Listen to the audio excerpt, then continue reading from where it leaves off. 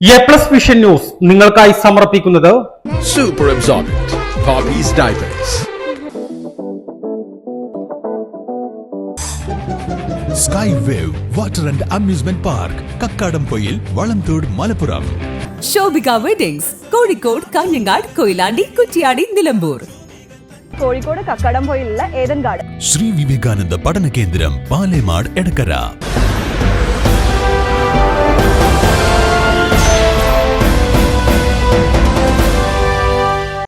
പ്രളയ ദുരിതബാധിതർക്ക് 7 വർഷമായിട്ടും നഷ്ടപരിഹാരം ലഭിച്ചില്ല. ഇരകൾ PK ബഷീർ MLA കണ്ടു. രേഖകൾ കാണാനില്ലെന്നും ഇവർക്ക് വീടുകൾക്ക് അവകാശമില്ലെന്നുമുള്ള വിചിത്ര നിലപാടുമായി നിലമ്പൂർ താലൂക്ക് അധികൃതർ രംഗത്ത് വന്നതോടെയാണ് ഇരകൾ MLA കണ്ടത്. അർഹതപ്പെട്ടവർക്ക് നഷ്ടപരിഹാരം നിഷേധിക്കുന്നതിനെതിരെ PK ബഷീർ MLA രംഗത്ത് വന്നു. റവന്യൂ വകുപ്പിനും ജിയോളജി വകുപ്പിനുമെതിരെ രൂക്ഷ വിമർശനമാണ് MLA നടത്തിയത്. കളക്ടറെ കാര്യങ്ങൾ ധരിപ്പിച്ചിട്ടുണ്ടെന്നും ഇവർക്ക് നഷ്ടപരിഹാരം ലഭിക്കാനുള്ള ശക്തമായ ഇടപെടൽ നടത്തുമെന്നും MLA പറഞ്ഞു. മാർച്ച് 6 മുൻപ് തന്റെ സാന്നിധ്യത്തിൽ കളക്ടറേറ്റിൽ കളക്ടർ, ഇരകൾ, റവന്യൂ, ജിയോളജി വകുപ്പ് ഉദ്യോഗസ്ഥർ എന്നിവർ പങ്കെടുക്കുന്ന യോഗം ചേരും. നിയമസഭയിൽ അടിയന്തരമായി ഈ വിഷയം അവതരിപ്പിക്കുമെന്നും MLA പറഞ്ഞു.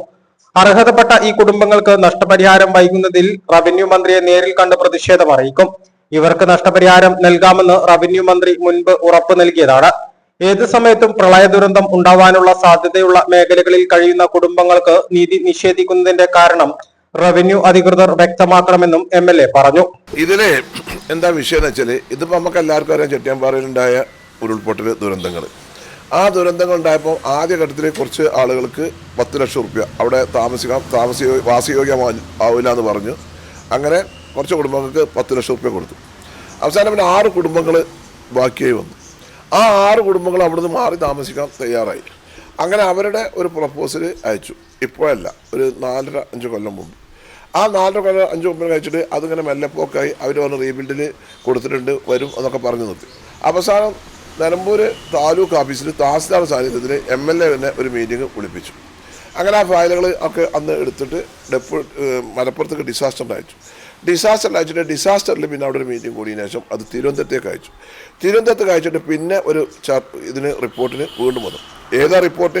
ഒരു പേപ്പർ അയച്ചാൽ, ദുരന്തത്തിൻ്റെ പേപ്പർ അയച്ചാൽ സർക്കാരിൻ്റെ മെല്ലെപ്പോക്കാണ് ഞാൻ പറഞ്ഞത്. 6 മാസം കഴിഞ്ഞിട്ട് രണ്ടാമത്തെ റിപ്പോർട്ട് വയ്ക്കുക.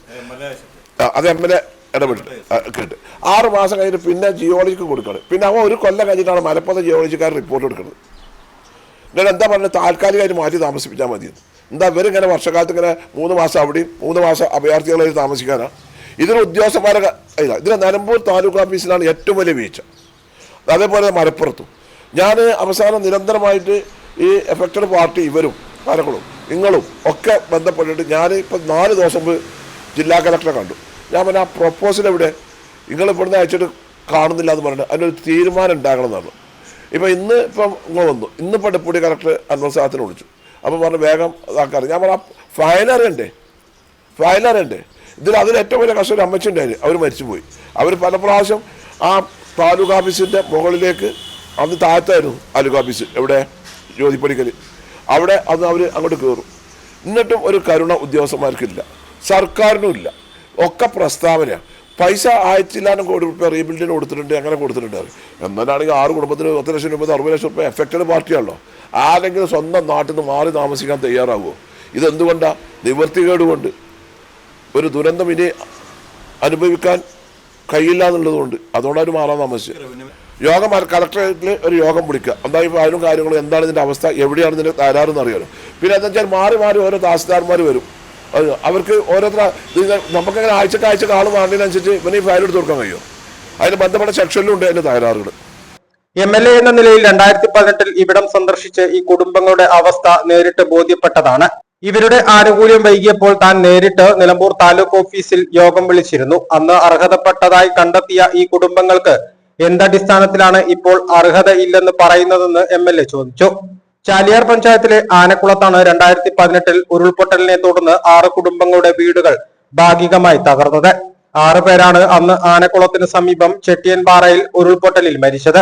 അന്ന് വീട് തകർന്ന് വാസയോഗ്യമല്ലാത്ത വീടുകളിലാണ് ഇവർ കഴിയുന്നത്.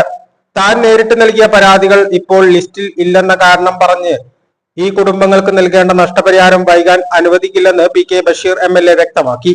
ഇരകളുടെ സാന്നിധ്യത്തിൽ ഡെപ്യൂട്ടി കളക്ടറെ MLA ഫോണിൽ വിളിച്ച് അപേക്ഷയുടെ ഫയൽ നൽകാനും ആവശ്യപ്പെട്ടു. A+ vision, Edavanna. കാഴ്ചകളുടെയും വിസ്മയങ്ങളുടെയും സ്വപ്ന നഗരിയായി മാറിക്കൊണ്ടിരിക്കുന്ന കക്കാടംപൊയിലിൽ അപൂർവതയുടെ വിസ്മയം മിഴിതുറക്കുന്നു. Sky wave water and amusement park. ഇത് നിങ്ങൾക്ക് നൽകും ആസ്വാദനത്തിന്റെ വേറിട്ട അനുഭവം. ഇവിടെ എല്ലാ പ്രായക്കാർക്കും ഒരുപോലെ ആസ്വദിക്കാൻ അനുയോജ്യമായ അന്താരാഷ്ട്ര നിലവാരത്തിൽ വൈവിധ്യമാർന്ന ത്രില്ലിംഗ് റൈഡുകളാണ്. Top spin, revolving tower, disco magic coaster, aqua loop rocket, wave pool, family pool, kids pool, adult pool, children splash, family splash slide, open body slide, closed body slide, 16D theatre, children's park, zip line, zip cycle, fly carpet തുടങ്ങി 60ഓളം റൈഡുകളുടെ വിസ്മയ ലോകമൊരുക്കി sky wave water and amusement park നിങ്ങളെ സ്വാഗതം ചെയ്യുന്നു. നിങ്ങൾ തീർച്ചയായും കണ്ടിരിക്കേണ്ട ഒരു മായ കാഴ്ചയാണ് സ്കൈ വേവിൽ നിങ്ങൾക്കായി ഒരുക്കിയിരിക്കുന്നത്. Sky wave water and amusement park, Kakkadampoyil, Valamthode, Malappuram.